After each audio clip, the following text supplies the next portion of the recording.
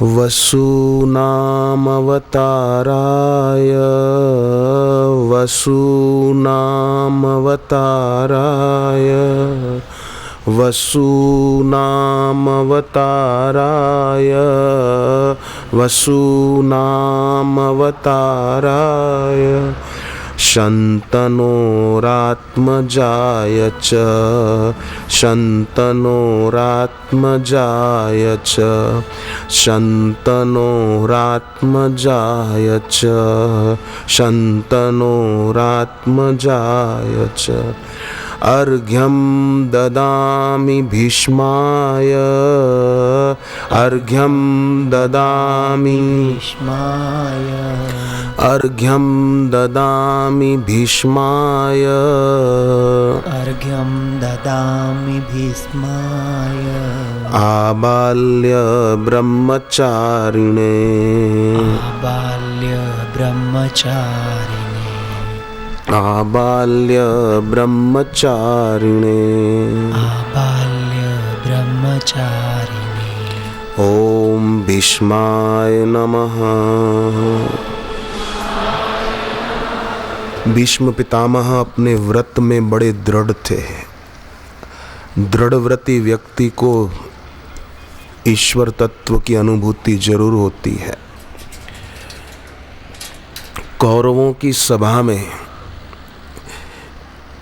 चीर हरण के समय जब द्रौपदी की लाज भगवान कृष्ण ने बचाई, सारी सभा में पांडवों की जय जयकार होने लगी थी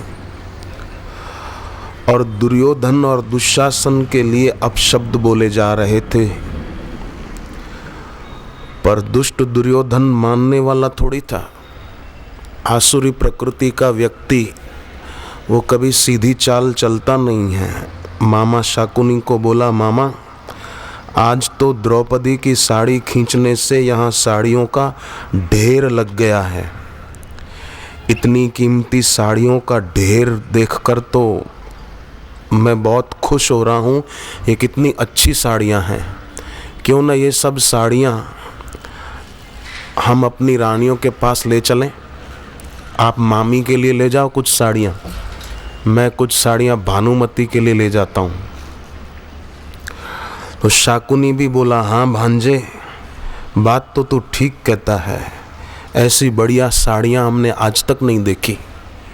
भगवान कृष्ण की जो दी हुई थी,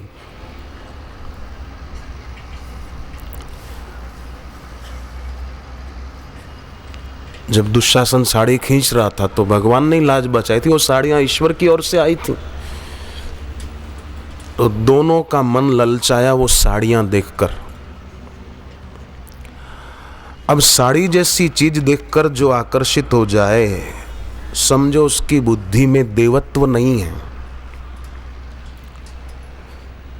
आजकल लोग बहुत कुछ भी देखते हैं ना, बाहर की चीज आकर्षक तो आकर्षित हो जाते हैं।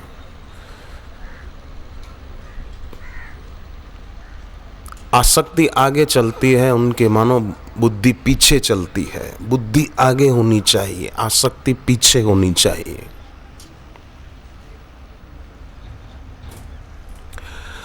लोग भी कमाल के हैं, जो क्षण भंगुर है उसके लिए शाश्वत को गंवा देते हैं। जो असार है उसके लिए सार को गंवा देते हैं। जो शुद्र है उसके लिए शुद्ध को भूल जाते हैं। जो अल्प है उसके लिए भूमा को पीठ दे देते हैं। जो ससीम है उसके लिए असीम से मुंह मोड़ लेते हैं। बेकार के कंकड़ बीनते रहते हैं और श्वासों के हीरे गंवा देते हैं।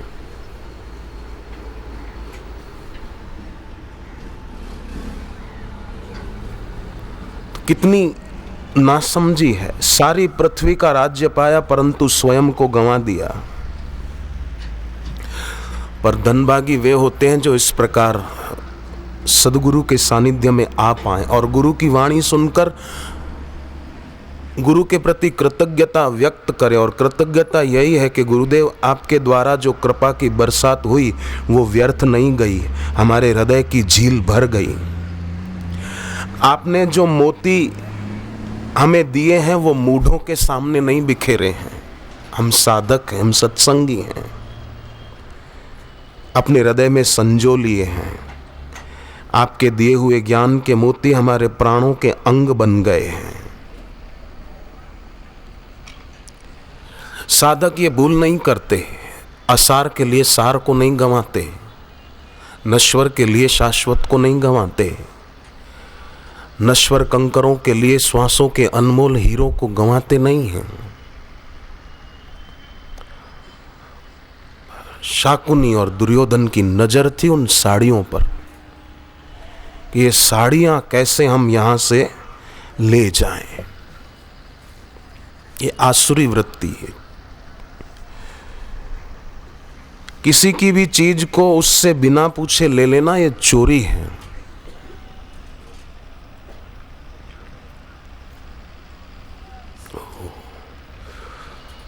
शाकुनी ने कहा कि सचमुच साड़ियां अच्छी है, मैं तेरी मामी को दूंगा तो वो खुश हो जाएगी। पितामह भीष्म उन दोनों की हिलचाल देख रहे थे।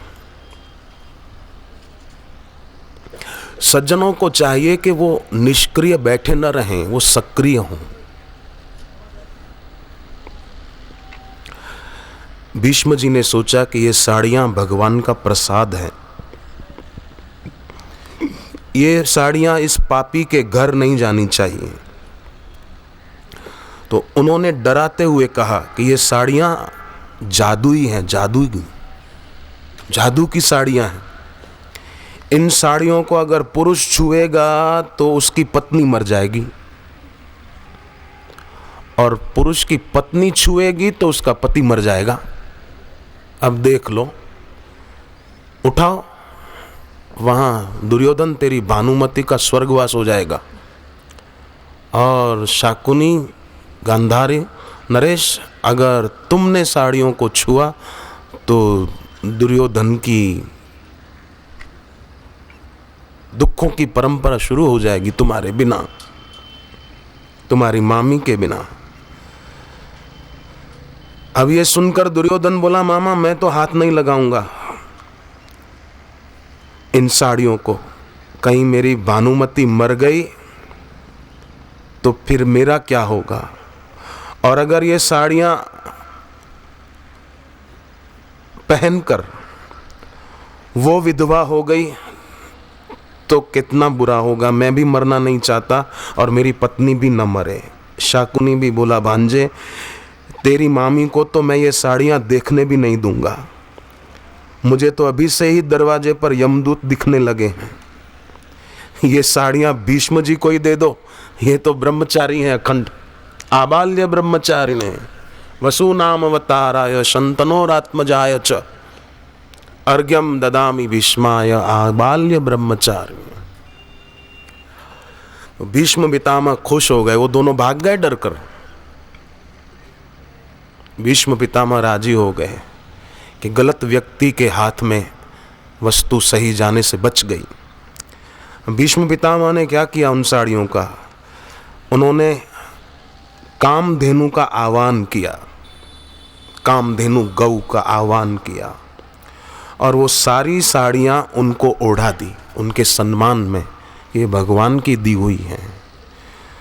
और कामधेनु ने भीष्म जी और पांडवों को आशीर्वाद दिया कि वस्तु को अयोग्य व्यक्ति के हाथ में नहीं देना चाहिए। हमने अगर गलत व्यक्ति को कोई चीज़ दान में दी और हमारी दान में दी हुई वस्तु का दुरुपयोग हुआ तो दान देने वाले को भी दोष लगता है। ये गलत जगह वस्तु दे दी और आपने मेहनत करके कमाई हुई वस्तु का उसने दुरुपयोग कर दिया तो दोष उसको भी लगा, देने वाले को भी लगा। तो कामधेनु आकाश मार्ग से उड़ चली, तब भगवान की प्रेरणा से वायु चली और उस वायु देव ने सारी साड़ियाँ देव नदियों को प्रसाद रूप में अर्पण कर दी। गंगा, यमुना, नर्मदा आदि इन देव नदियों को वो साड़ियाँ पहुँचाई गई प्रसाद रूप में, ऐसी कथा आती है। तो ये भीष्म जी की समझदारी थी, जो अपने जीवन में विचार पूर्वक अनित्य संबंध को अस्वीकार कर देता है और विश्वास पूर्वक भगवत संबंध को स्वीकार कर लेता है, उसकी बुद्धि ऐसी विलक्षण होती है कि वो समय आने पर ऐसे निर्णय ले सकता है जिससे भविष्य उज्जवल हो। और मूढ़ आदमी ऐसे निर्णय लेता है कि समय आने पर उसकी ही हंसी हो, उपहास हो।